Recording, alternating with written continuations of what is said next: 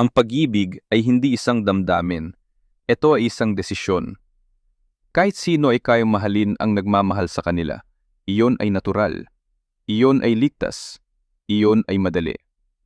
Ngunit hindi tayo tinawag ng Diyos para sa madaling pag-ibig. Ang pag-ibig ng Diyos ay nauuna. Nananatili ito ng mas matagal. Mas malalim ang sugat na kayang paghilumin ito. Sinasabi ng Biblia sa Roma 5:8, habang tayo'y makasalanan pa, namatay si Kristo para sa atin. Hindi noong tayo'y nagbago. Hindi noong tayo'y karapat-dapat. Hindi noong may pinatunayan tayo. Mahal niya tayo sa ating pinakamabagsit na kalagayan. Iyon ang uri ng pag-ibig na karamihan sa tao ay iniiwasan dahil ito ay may kapalit. May kapalit ang kayabangan. May kapalit ang kaginhawaan. May kapalit ang sarili.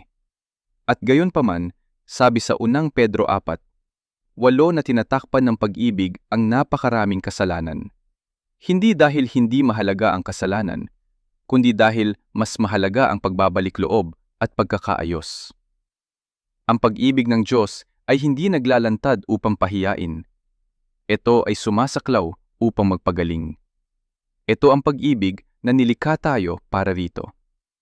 Hindi mababaw na pag-ibig, hindi pagbabalik na pag-ibig, ngunit pag-ibig na nagbibigay ng sarili na nagpapalaya sa takot. Sabi ni David sa awit 27, "Ang Panginoon ang aking liwanag at aking kaligtasan. Kanino ako matatakot?" Kapag nabubuhay ka sa pag-ibig ng Diyos, nawawala ang tinig ng takot. Nawawala ang hawak ng pagtanggi. At ang mga pusong sugatan ay nakakahanap ng tahanan. Ito ay hindi pangkaraniwang pag-ibig. Ito ay banal na pag-ibig.